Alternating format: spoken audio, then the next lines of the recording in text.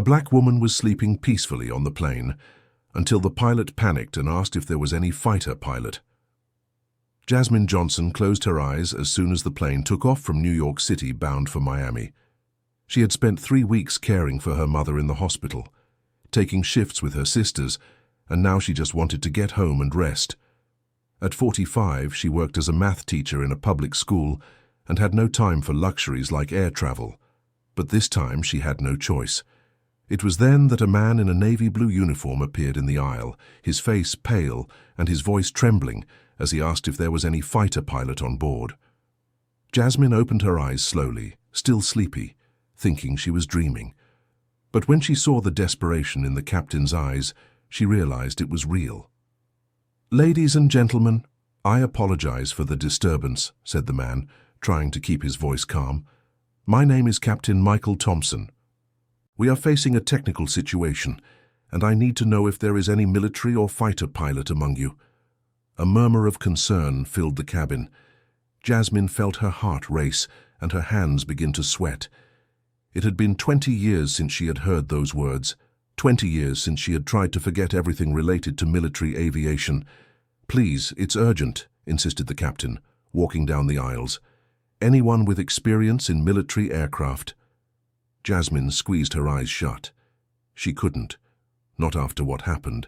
Not after she had sworn to herself that she would never set foot in a cockpit again. An elderly lady next to her touched her arm. "Dear, are you all right? You look very pale."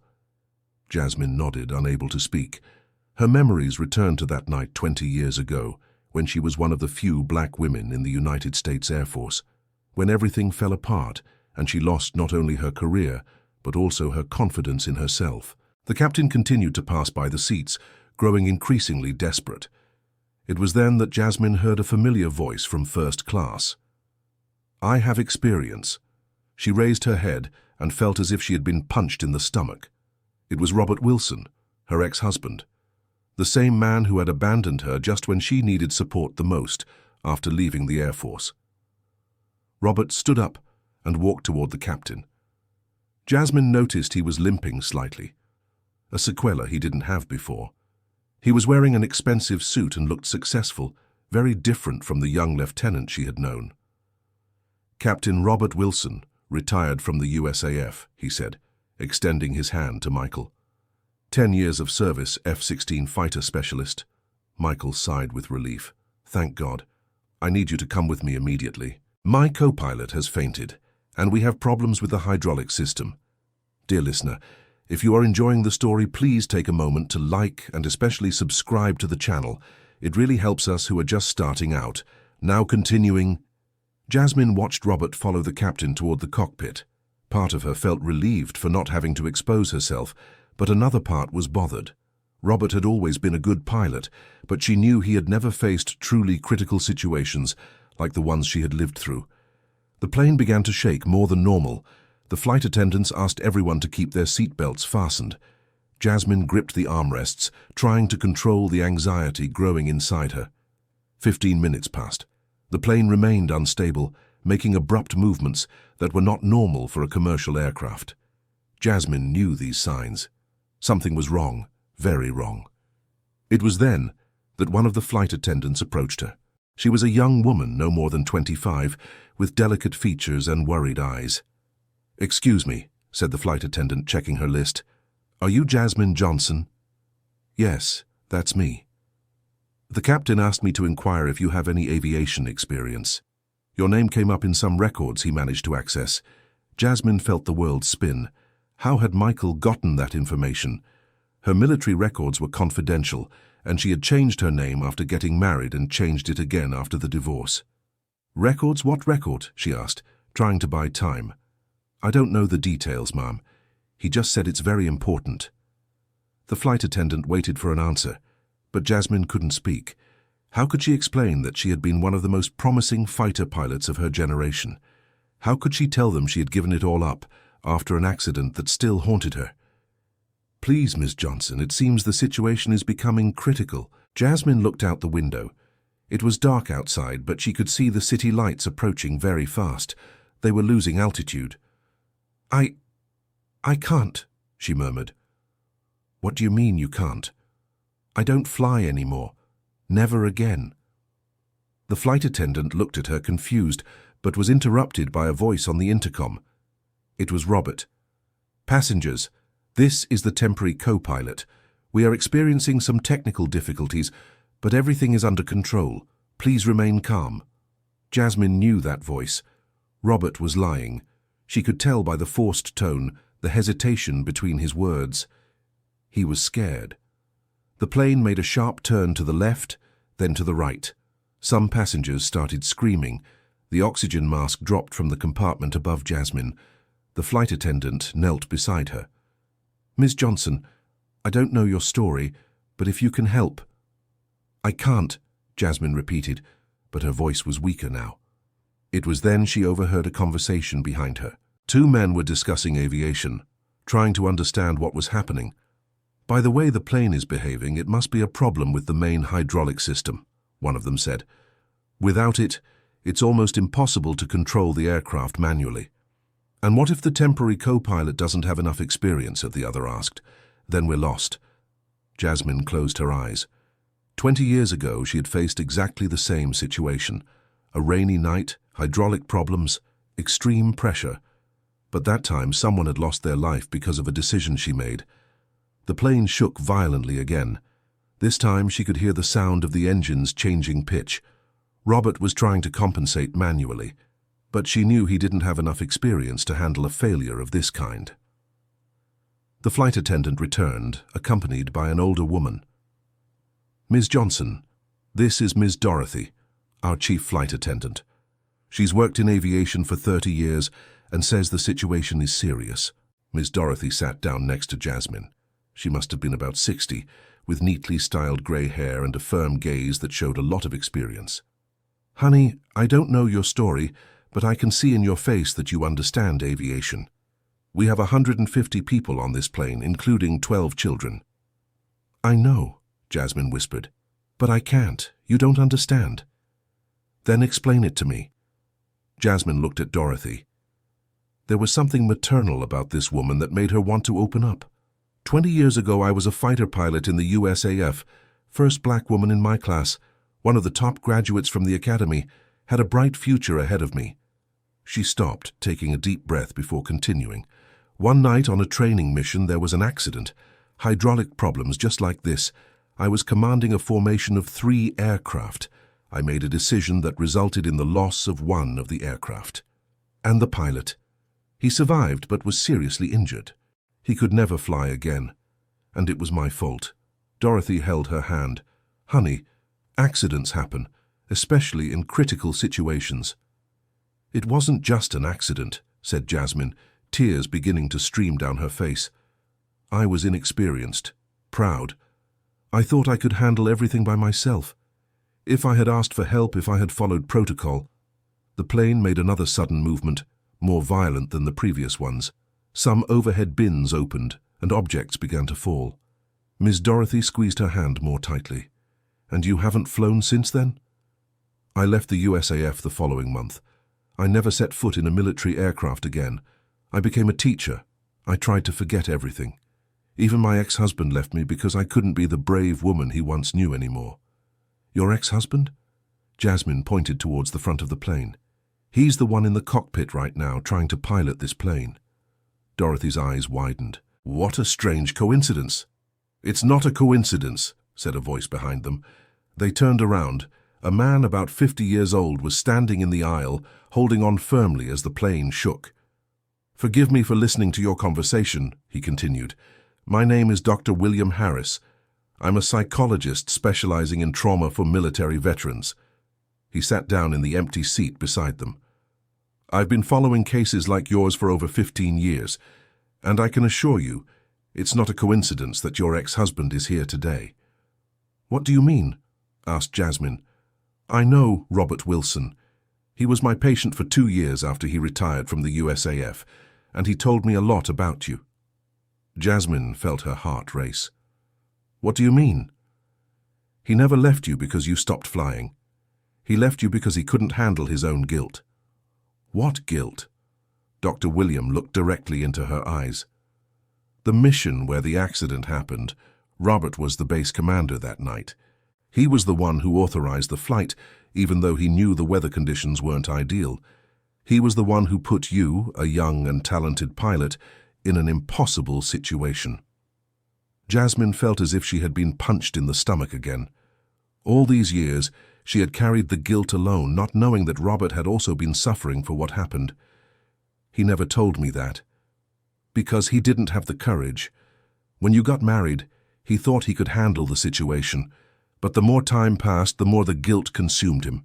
He left you not because you weren't brave anymore, but because he couldn't look at you without remembering the mistake he made. The plane shook again, this time more violently. They could hear the sound of objects falling in the aircraft's galley. Dr. William continued, "Robert retired from the USAF 6 months after you left. He became a commercial pilot, but he could never forgive himself. For years he looked for you. He wanted to apologize, to explain what really happened. And why are you telling me this now?" asked Jasmine, still in shock. "Because he's in the cockpit of this plane, trying to save 150 lives with experience that he knows isn't enough. And because you are the only person on board who can truly pilot this aircraft in a critical situation." Dear listener, if you're enjoying the story, please take a moment to like and especially subscribe to the channel. It really helps us who are just starting out now continuing. Dorothy stood up. "Jasmine, I don't understand psychology or guilt, but I understand aviation. This plane is losing lift. In less than 15 minutes, if we can't stabilize it, we'll have to make an emergency landing." "Ms. Dorothy is right," confirmed Dr. William. "And you are the only person on board with real experience in critical flight situations." Jasmine looked out the window again. The city lights were very close now. She could see buildings, cars, people living their lives normally, unaware that a plane in crisis was passing over their heads. "I can't," she murmured. "Every time I think about flying, I remember that young man's face in the hospital. He was only 22 years old, a whole life ahead of him." "And how old are the children on this plane?" asked Dorothy softly. Jasmine looked around. She could see entire families, small children in their parents' laps, teenagers listening to music, people like her who just wanted to get home. Dr. William leaned closer. "Jasmine, can I tell you something about the pilot who was injured in that accident?" She nodded, still reluctant. "His name is Lieutenant Pilot James Anderson Miller. Today he is a retired colonel and works as a flight instructor at a civilian aviation school." "How do you know that?" "Because he was also my patient. And you know what he always said in our sessions?" Jasmine shook her head. "That you saved his life that night. That if it weren't for your quick and courageous decision, he would have lost much more than the ability to fly military fighters." Tears streamed freely down Jasmine's face. "He said that?" "He said more. He said you were the best pilot he ever flew with. That he was sure you would have had a brilliant career if you hadn't let guilt destroy your confidence." The plane made a sharp turn to the right, and the intercom came back on. It was Robert again, but this time his voice was clearly altered by panic. "Passengers, we are beginning emergency landing procedures. Please remain calm and follow the crew's instructions." Dorothy stood up immediately. "This is not good. If Robert is talking about an emergency landing, it means he has completely lost control of the hydraulic systems." She looked at Jasmine with urgency. "My dear, there's no more time for doubts.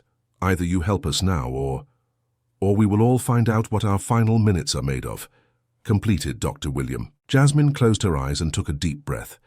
She could hear the sounds of the plane, the groaning of the structure under stress, the different noise of the engines. Her military experience automatically began to analyze the situation. Hydraulic system compromised, manual flight controls only, approach under non-ideal conditions. She had faced this before, but in a much smaller and more agile aircraft. "If I go up there," she said finally, "I can't guarantee it will work."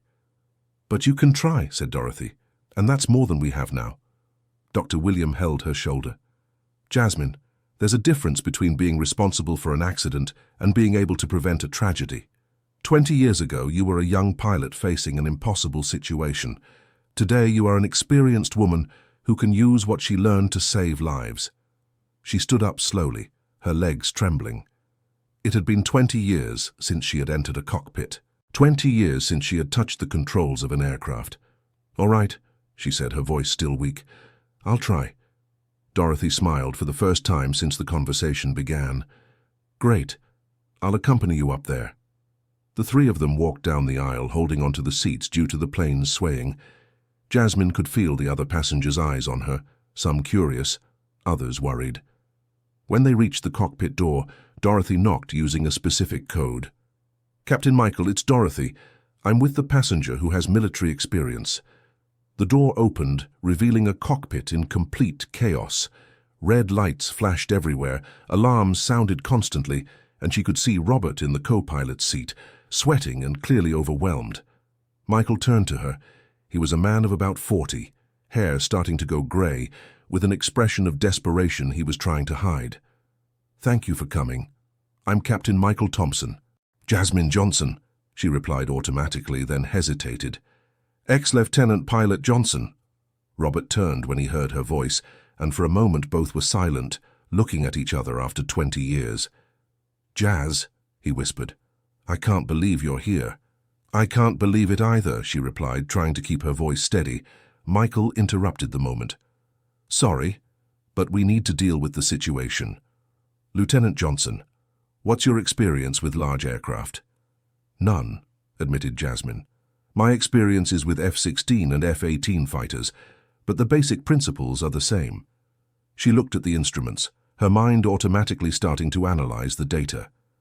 Main hydraulic system completely inoperative, secondary system operating at 40%, flight controls only partially responsive. "Exactly," confirmed Michael. "We can maintain altitude, but directional control is severely compromised." Robert got up from the co-pilot seat. "Jazz, I didn't know you were on this flight. If I had known—" "Robert, this isn't the time for that," she interrupted, taking the seat he had vacated. "We can talk later, if we can land this plane." She placed her hands on the controls for the first time in 20 years. The feeling was both familiar and terrifying. All the muscles in her body remembered the movements, but her mind was fighting against years of trying to forget. Michael explained the situation. "We are 9 miles from John F. Kennedy International Airport. Control tower has been notified, main runway is cleared, emergency teams are in position." "Weather conditions?" asked Jasmine, her hands moving instinctively over the instruments. "Surface wind 12 knots from the northeast. Visibility good, at least that's on our side." She tested the controls carefully. The aircraft responded, but with a significant delay and much less precision than it should have. "Robert, I need you to monitor the engine instruments while I focus on flight control," she said, trying to sound professional. "Of course, like old times." "Not like old times," she corrected, a twinge of pain in her voice. "This time will be different." Dorothy remained in the cabin coordinating with the crew about the preparations for an emergency landing. "Passengers are prepared," she reported. "Safety procedures reviewed, life vests distributed as a precaution." Jasmine began the approach maneuver. She immediately realized it would be much more difficult than she expected. The plane responded to commands, but unpredictably and with a lot of delay. "JFK Tower, this is Delta Flight 2847, she said over the radio. "Beginning final approach with compromised hydraulic system." "Copy, Delta 2847. All emergency teams are in position. Runway completely cleared." When the air traffic controller finished the transmission, Jasmine heard something that made her freeze. "Lieutenant Johnson, is that really you?" She recognized the voice immediately. It was Sergeant Sarah Williams, her old squadron colleague and best friend during her time in the USAF. "Sarah," she asked into the microphone, emotional. "Yes, it's me. Jazz, I've been here for 15 years. When I saw your name on the passenger list and learned about the emergency, well, I hoped you'd be in the cockpit." "Sarah, I don't know if I can do this." "Yes, you can. You were always the best of us, and I haven't forgotten that night 20 years ago. You saved a life. You didn't lose one." Her friend's words gave Jasmine the confidence she needed. She adjusted the descent trajectory, her hands moving more confidently on the controls. "Altimeter reading 1,000 feet, reported Robert. "Engine stable. Speed 190 knots, descending to 180, completed Michael. Jasmine could see the runway lights approaching. It was a beautiful sight, but she knew the hardest part was yet to come. Landing a commercial aircraft with a compromised hydraulic system was something she had never done, not even in simulators. 500 feet, announced Robert. That's when the plane started banking uncontrollably to the right. We're losing directional control, shouted Michael. Jasmine reacted instinctively, compensating with the rudder and asymmetrically adjusting the engine power. It was a technique she had learned in fighters, but she didn't know if it would work on such a large aircraft. 300 feet, still banking right, reported Robert, the tension clear in his voice. I know, I see it, replied Jasmine, completely focused on the controls. She was literally fighting the aircraft, using all her physical strength to maintain the correct trajectory. 200 feet, announced Michael. Jazz, if you can't level off in the next 10 seconds? I will, she interrupted, determination taking over her voice. With a sharp, coordinated movement, she managed to level the plane just as the runway lights were directly ahead.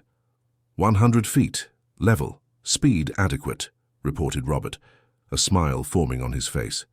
50 feet, touchdown imminent, completed Michael. Jasmine felt the wheels touch the ground.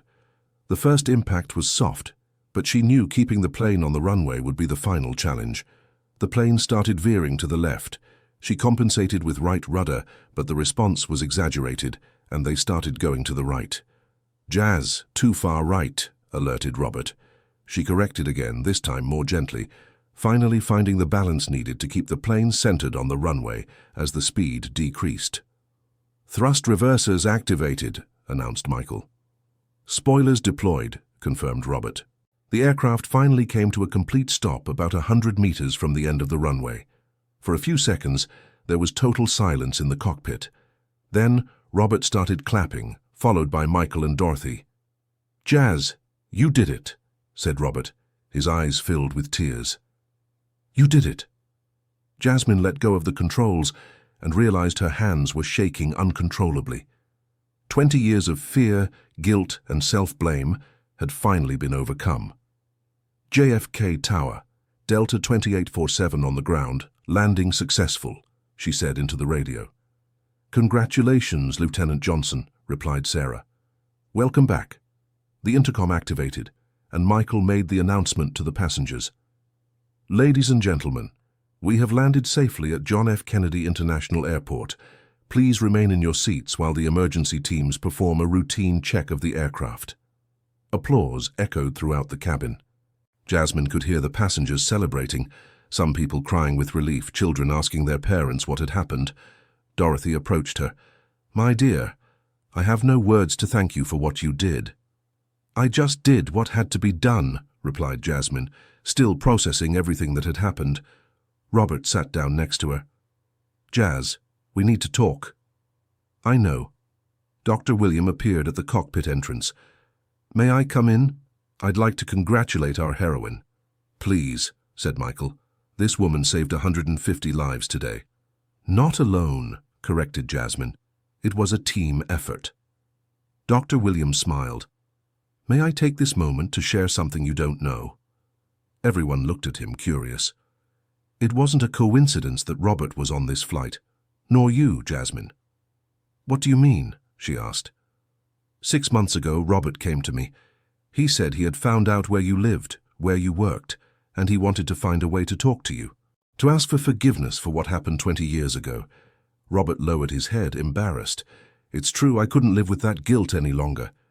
So I suggested he find a natural way to meet you, continued Dr. William, without seeming like stalking or anything like that.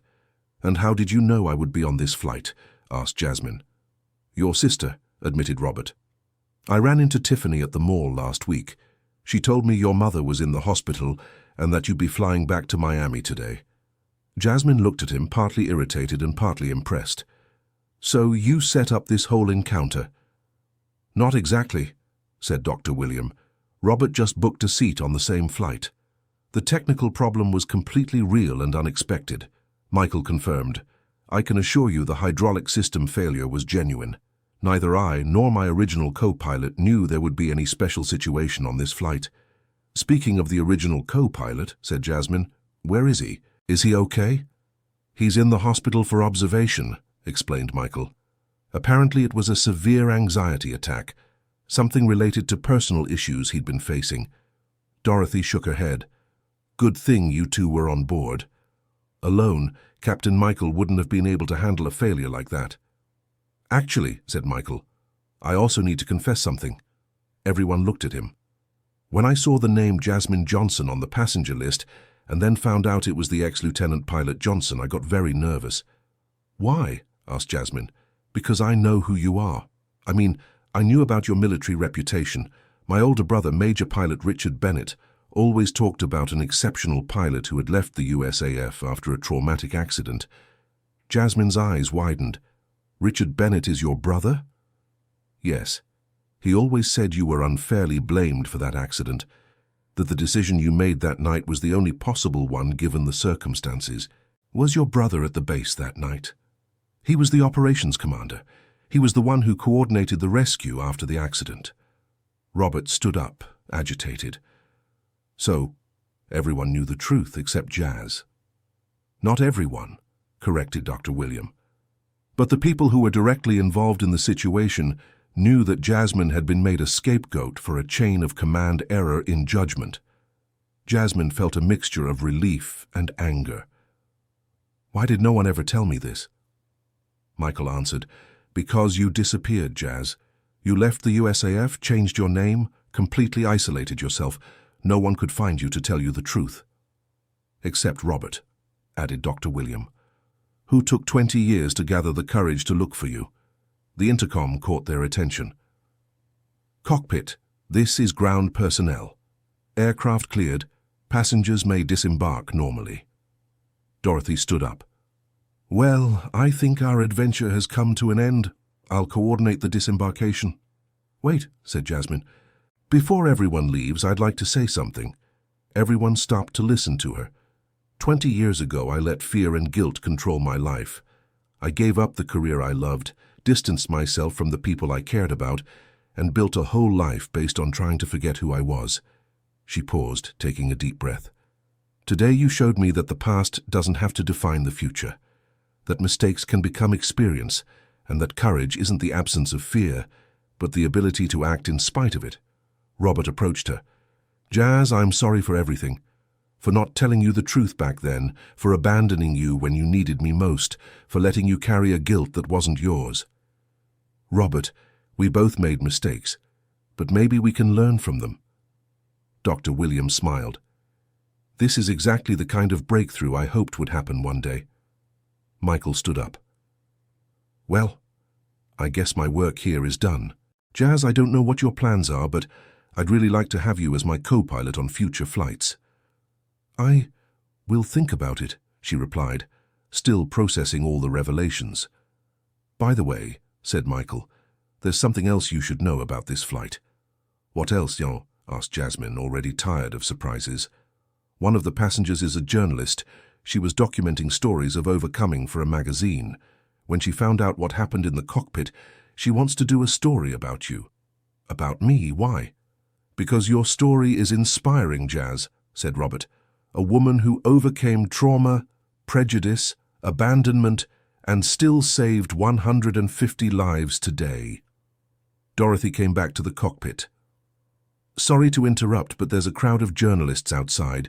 The news of the emergency landing has spread, and they want to interview the pilot who saved the flight. Jasmine suddenly felt intimidated. I don't know if I'm ready for this. You don't need to be ready, said Dr. William. Sometimes the best things we do in life happen when we're still trying to process what just happened. Sarah Williams appeared at the cockpit entrance. Jazz, she shouted, running to hug her friend. I can't believe you're here. Sarah. Jasmine returned the hug tightly. How did you manage to get here so fast? I was in the tower when everything happened.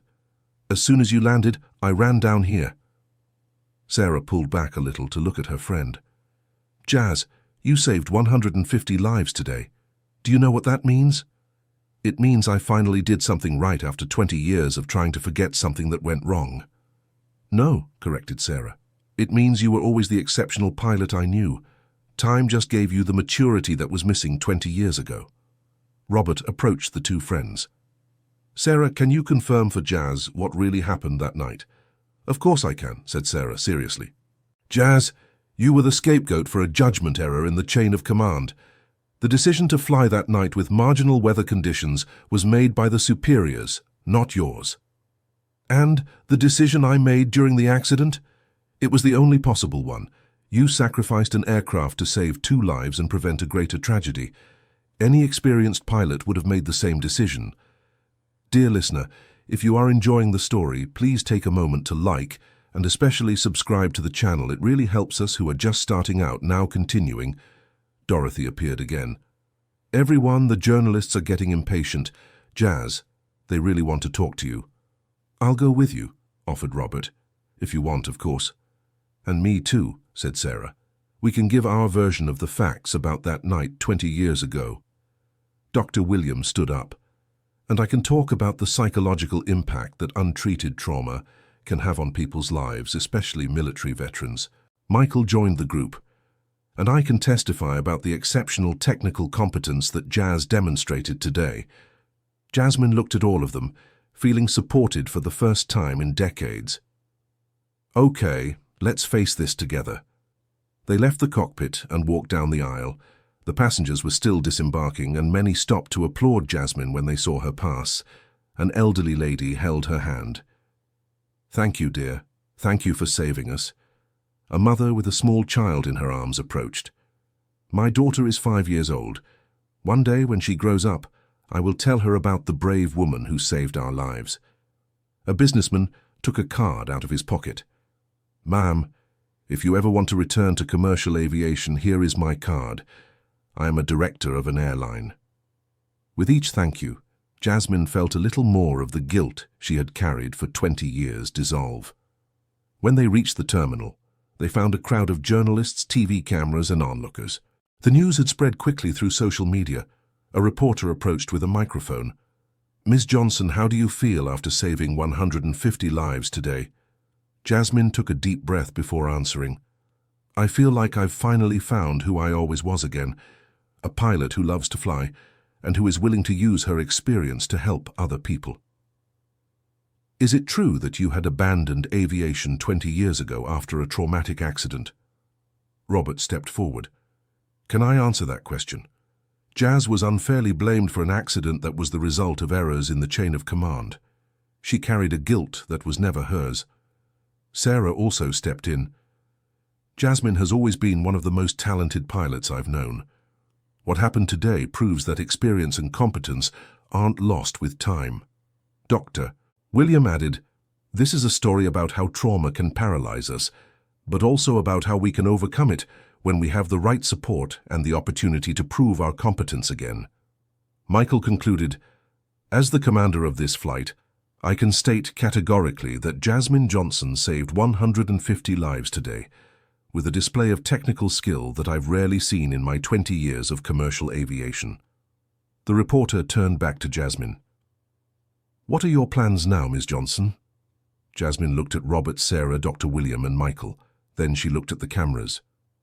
I'm going to start flying again, and I'm going to use my experience to help other pilots who might be facing similar situations. Maybe it's time to turn 20 years of pain into something useful for other people. The interview continued for a few more minutes, but eventually the crowd dispersed. Jasmine, Robert, Sarah, and Dr. William were left alone in the airport lobby. Well, said Robert, how about some coffee? We have 20 years of catching up to do. Good idea, Sarah agreed. And I want to know everything about those years you were gone. Dr. William smiled. And I'd like to discuss some ideas about how to turn your experience today into something that can help other military veterans with trauma. Jasmine looked at the three of them. You know my life has just completely changed, right? For the better? Asked Robert. Definitely for the better. They walked together toward the airport coffee shop. Along the way, Jasmine reflected on everything that had happened. In the morning, she was a math teacher who had retired early because of the pain. By evening, she was a pilot who had rediscovered her identity and purpose. At the coffee shop, they sat at a reserved table. Robert ordered a strong coffee, Sarah chose tea, Dr. William opted for water, and Jasmine, for the first time in 20 years, ordered a cappuccino, the same drink she used to have between flights when she was in the military. "So," Robert began, "where do we start?" "From the beginning," said Jasmine. "Why did you never tell me the truth about that night?" Robert sighed deeply. "Because I was a coward. When you left the USAF, I thought it was better to leave the past behind. When we got married, I thought I could forget, and that you could too. But you didn't forget." "No. The guilt consumed me little by little. Every time I looked at you, I remembered that I had destroyed the career of the woman I loved because of a wrong decision I made." Sarah interrupted. "Robert, you weren't alone in that decision. There was a whole chain of command involved." "But I was the officer responsible for the final flight authorization," Robert insisted. "If I had said no, nothing would have happened." Dr. William leaned forward. "Robert, that's called survivor's guilt combined with counterfactual thinking. You've spent 20 years imagining alternative scenarios where your decisions would have been different. And Jazz spent 20 years imagining scenarios where her decisions during the accident would have been different," Sarah added. Jasmine took a sip of her cappuccino. "It's true. How many times have I thought, what if I had done this? Or, what if I had done that?" "And now?" asked Robert. "How do you feel about all of this?" "Free," she answered without hesitation. "For the first time in 20 years, I feel like I can breathe without carrying a weight on my chest." Dr. Williams smiled. "This is exactly the result I hoped for when I suggested you meet. Speaking of which," said Sarah, "how did you both feel when you saw each other in the cockpit today?" Robert and Jasmine looked at each other. "Scared," admitted Robert. "Part of me was terrified, thinking that Jazz still hated me." "And I was confused," said Jasmine. "For a few seconds, it was as if 20 years hadn't passed. Then I remembered all the pain and abandonment." "But you managed to work together," observed Sarah. "Survival instinct," explained Jasmine. "When lives are at risk, personal differences become secondary." "Or, perhaps," suggested Dr. William, "you discovered that the connection you had as pilots never really disappeared." Robert nodded. "It's true, in the cockpit it was like the old days. You complemented each other perfectly." "Before you abandoned me," added Jasmine, but without bitterness in her voice. "Jazz, I will never be able to forgive myself for that," said Robert. "When you needed support the most, I ran away." "Robert, I made mistakes too. I could have fought harder to find out the truth. I could have looked for you to talk, instead of just accepting the abandonment." Sarah took a sip of her tea. "You were both young, traumatized, and didn't have the proper psychological support. It was an impossible situation for anyone." Dr. William agreed. "Untreated trauma leads to irrational decisions and self-destructive behavior. You did the best you could with the resources you had at the time." "And now," asked Jasmine, "where do we go from here?" Robert looked her directly in the eyes. "Jazz, I know I have no right to ask this after everything that happened, but I would really like to get our friendship back. I'm not talking about romance or marriage, just having you back in my life. And I would really like to help you get back into aviation," added Sarah. "I have contacts at several airlines and flight schools." Dr. William perked up. "And I have a concrete proposal for both of you." Everyone looked at him, curious. "I'm developing a pilot program for the rehabilitation of military veterans with service-related trauma. I need instructors who have both technical and personal experience with overcoming trauma." "Are you serious?" asked Jasmine. "Completely. Jazz, you would be perfect as the lead instructor. Your experience today proves you've kept all your technical skills, and your personal story would be inspiring for other veterans." "And me?" asked Robert. "You would be the technical coordinator. Your experience in commercial aviation, combined with your own journey of overcoming guilt, would be very valuable." Sarah clapped her hands. "That's perfect. The two of you working together again, but this time helping other people." Jasmine felt a strange emotion growing inside her. It was hope, a feeling she hadn't experienced in a long time. "Dr. William, when would this program start?" "If you're interested, we can start planning next week. I have support from several institutions and funding available. Robert leaned forward. Jazz, what do you think? I think it's time to turn our pain into purpose. Sarah raised her teacup. A toast, then, to new beginnings and second chances. Everyone raised their drinks. To new beginnings, repeated Jasmine. And to friendships that survive time and mistakes, added Robert. And to the courage to start over, completed Dr. William. They raised their glasses, and Jasmine felt she had finally closed a chapter that had lasted 20 years. It wasn't an ending. It was a new beginning. After coffee, Sarah had to return to the control tower. Jazz, call me tomorrow. I want to introduce you to some people who can help with your return to aviation. Absolutely, promised Jasmine. Dr. William also said his goodbyes. I'll prepare a formal proposal for the rehabilitation program. I hope you two will think seriously about it. We will, Robert assured him. Alone, Jasmine and Robert walked slowly through the airport. Robert, can I ask you something? Of course. In all these years, did you ever try to fly fighter jets again? Never. After I left the USAF, I dedicated myself exclusively to commercial aviation. And you? Did you never miss flying? Every single day, but every time I thought about getting into an aircraft as a pilot, the anxiety was greater than the desire. And today, how did it feel, getting back to the controls? Jasmine smiled. Like I had come home. They arrived at the airport exit area. Robert hailed a cab. Jazz, can I give you a ride home? Thank you. That would be wonderful. During the ride through the city, they talked about the years they had spent apart. Robert told her about his career in commercial aviation, about the relationships that didn't work out because he could never connect emotionally after the trauma. Jasmine spoke about her years as a teacher, about how she found purpose in educating young people, but could never completely shake the feeling that she was living a life that wasn't truly hers. Jazz, can I ask you a personal question? Go ahead. You never remarried? No. I had a few relationships, but I could never completely open up to anyone. And you? Neither did I. I always compared every woman to you. Jasmine looked at him, surprised. Even after you abandoned me? Jazz, leaving you was the biggest mistake of my life. Not a single day went by that I didn't regret that decision. Why did it take you so long to look for me? Shame. Fear of rejection. And mostly because I didn't know how to explain the truth without sounding like I was trying to justify the unjustifiable. The cab stopped in front of Jasmine's building. It was a simple, middle-class building, very different from the house they had shared when they were married.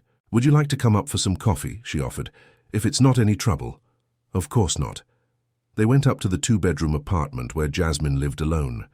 It was a cozy place with lots of math books, a few plants, and family photos. Robert noticed there were no pictures related to aviation or their military days. You really erased that part of your life completely, didn't you? I tried, but I never completely succeeded.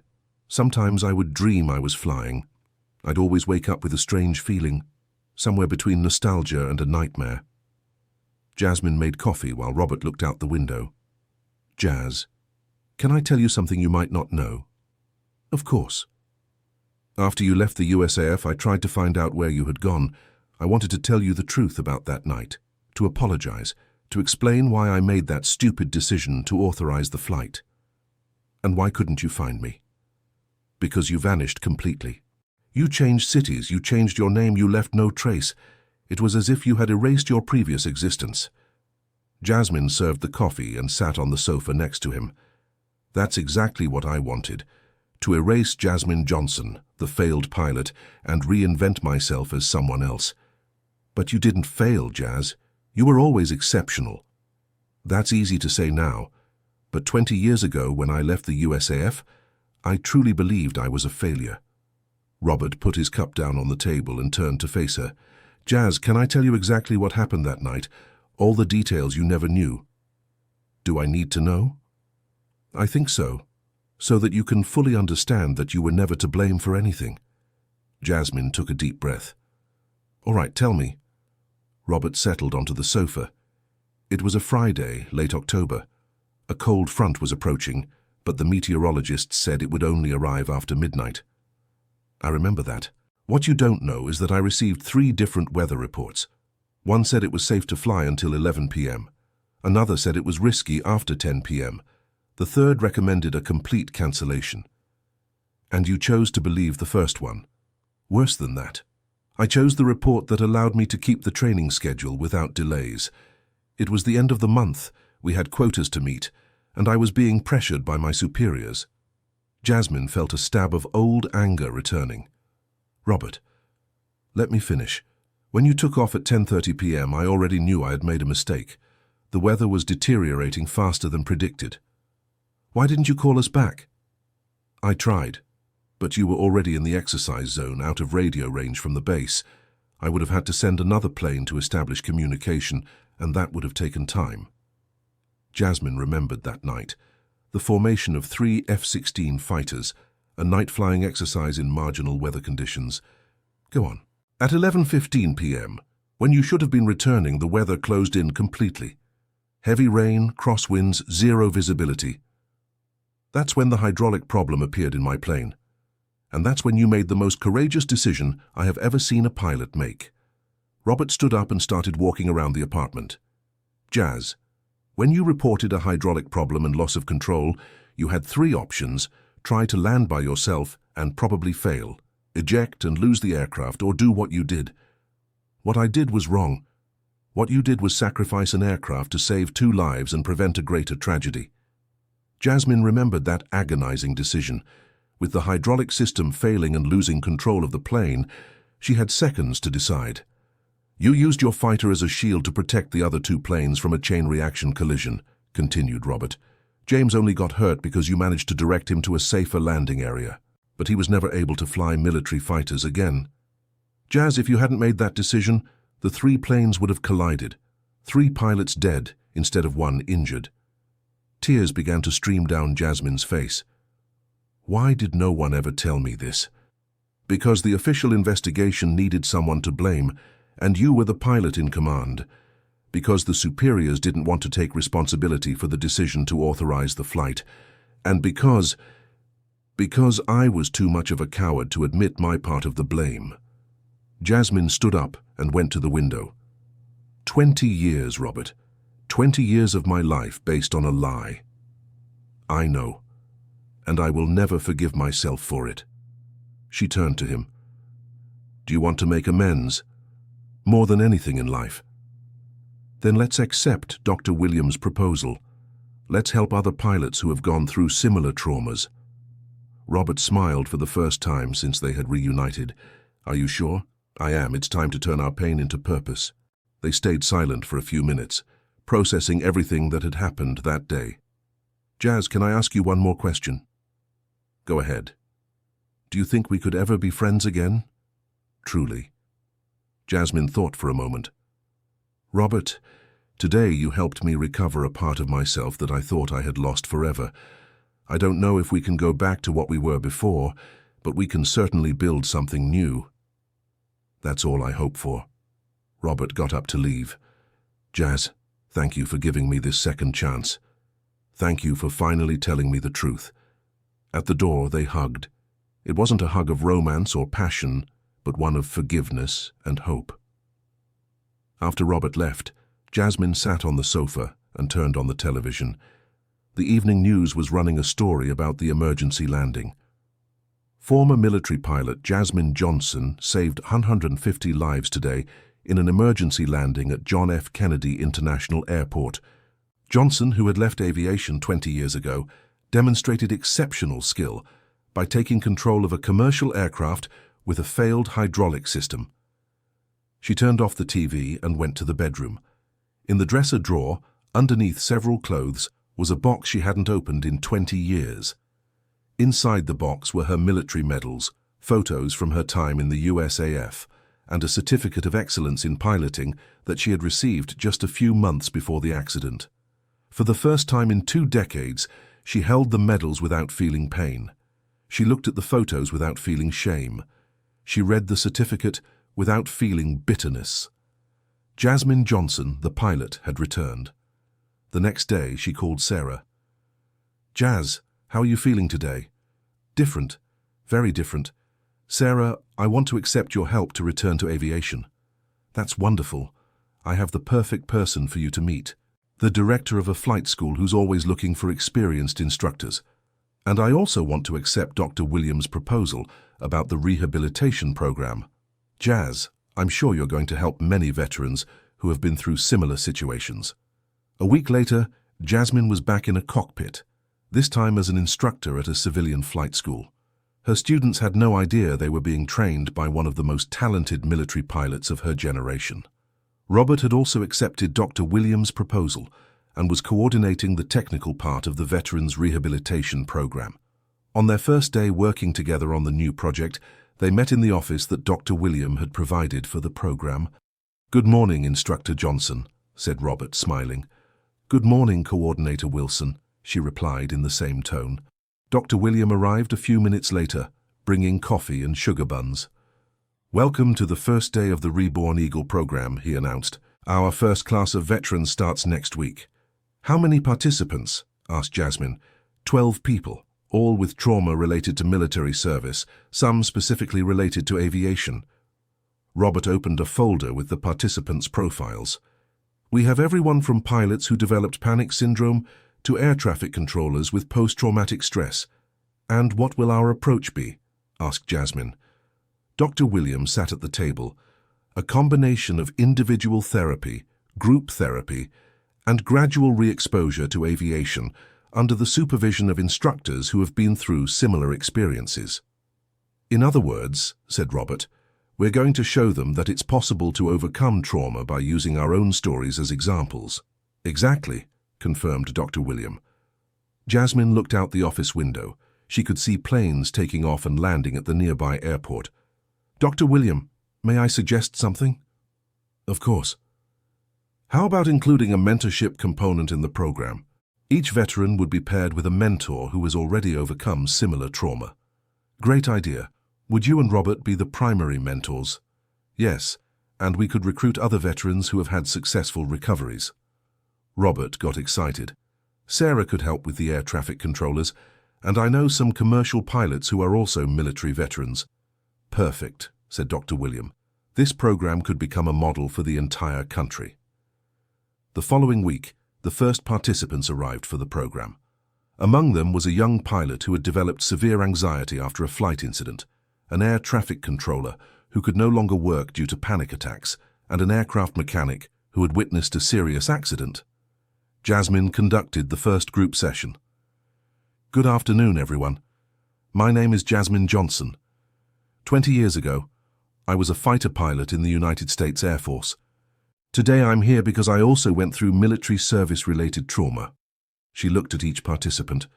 20 years ago, I thought my life was over, that I would never be able to fly again, to feel complete, to be who I truly was." A young pilot raised her hand. "How did you overcome it?" "I didn't overcome it alone.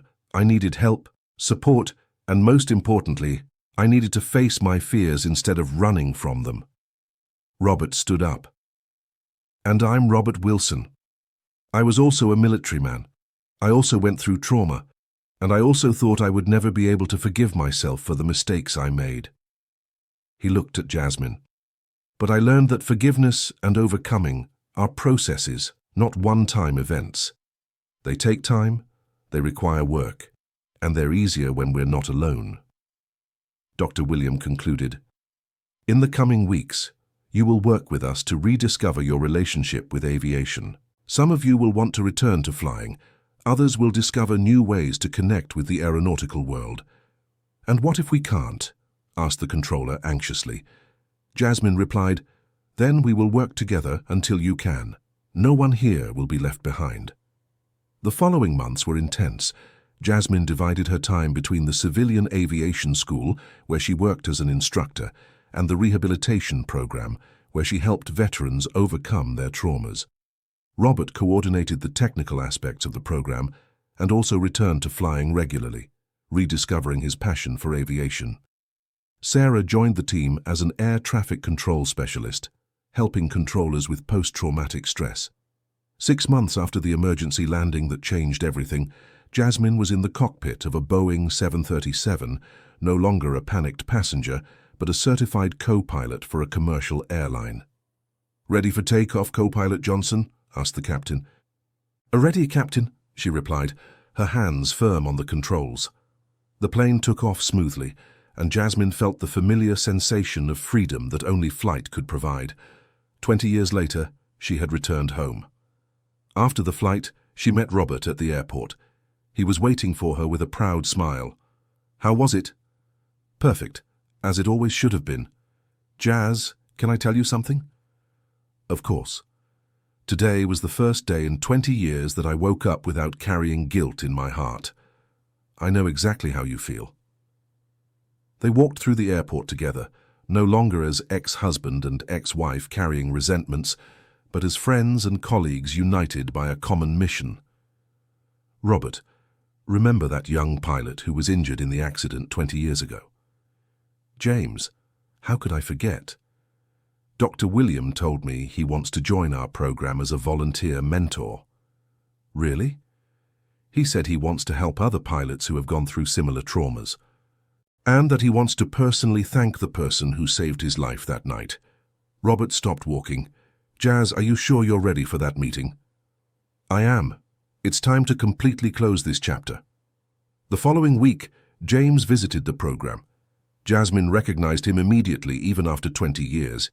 He walked with a slight difficulty due to the after effects of the accident, but his smile was genuine and his eyes conveyed peace.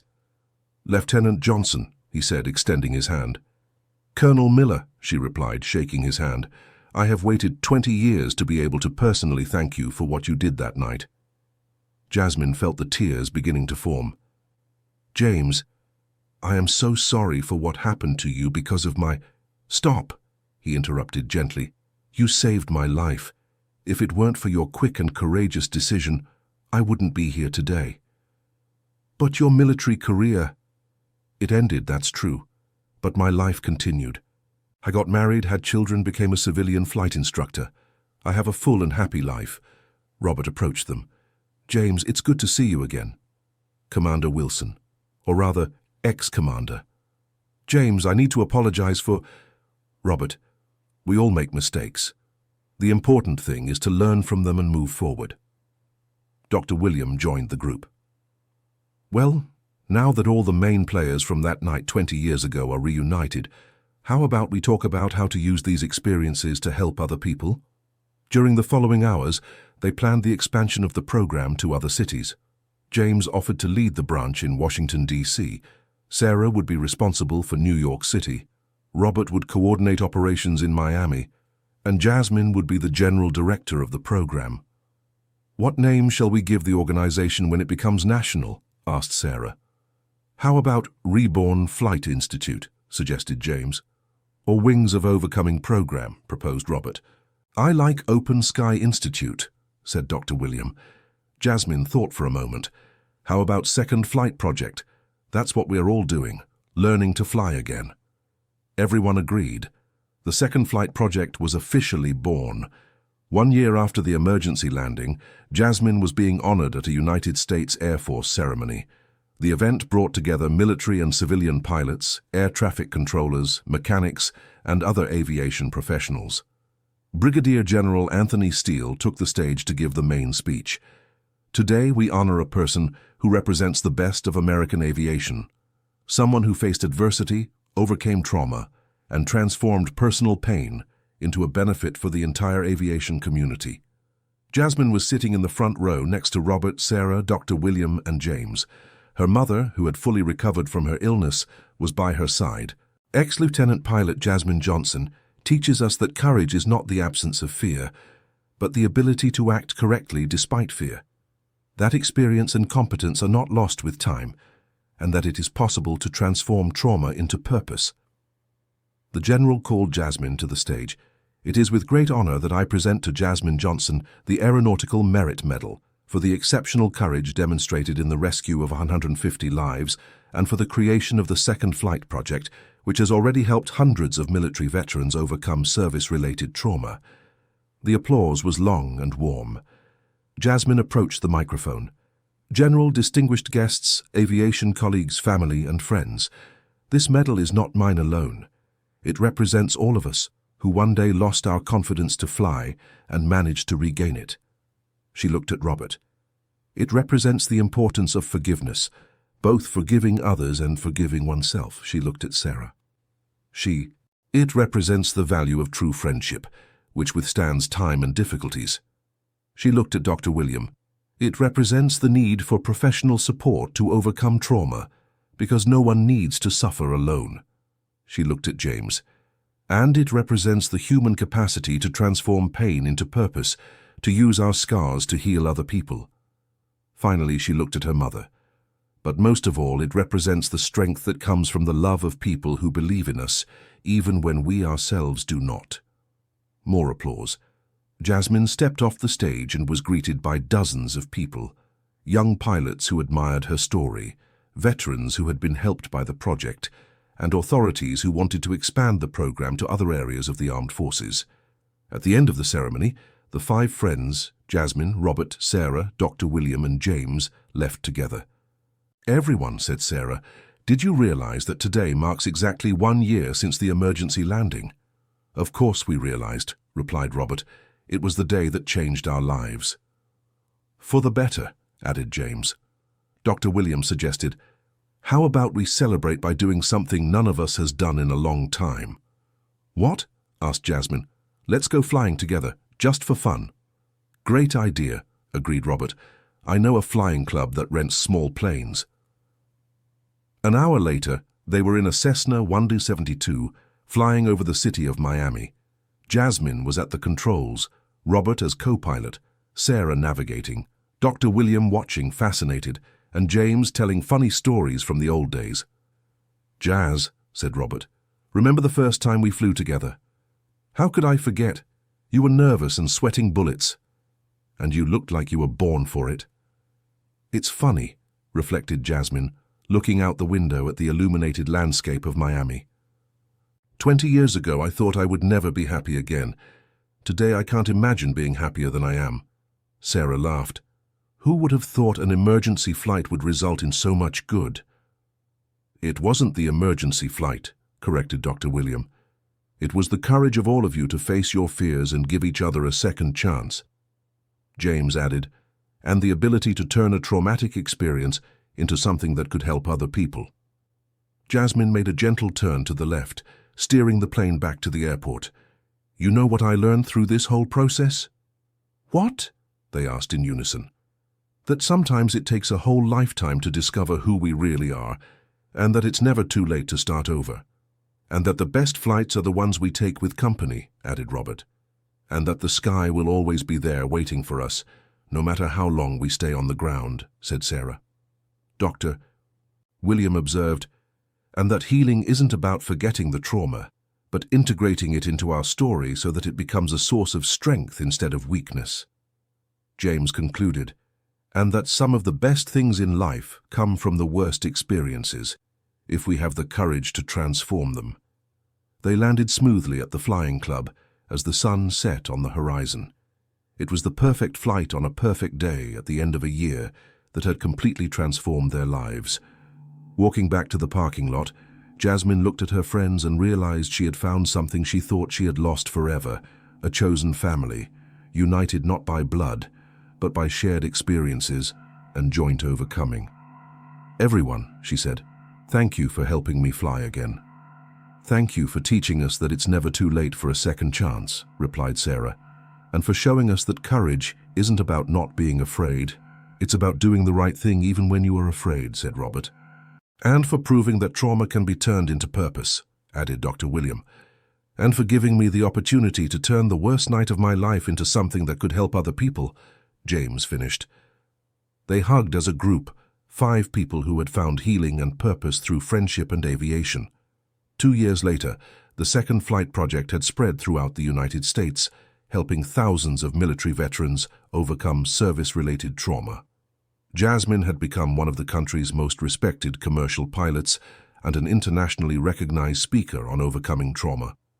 Robert had returned to military aviation as an instructor, helping young pilots avoid the mistakes he had made. Sarah ran the most advanced air traffic controller training center in the United States. Dr. William had written a book about the program that became a worldwide reference.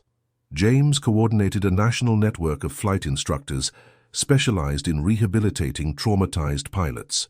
But most importantly, all of them had learned to fly again, not just with aircraft, but with their own lives. End of story. And you, dear listener, what did you think of this story of overcoming? Tell us in the comments if you have ever faced a situation that required courage to start over. Jasmine teaches us that it's never too late for a second flight in our lives. Leave your like, subscribe to the channel, and share your own story of overcoming.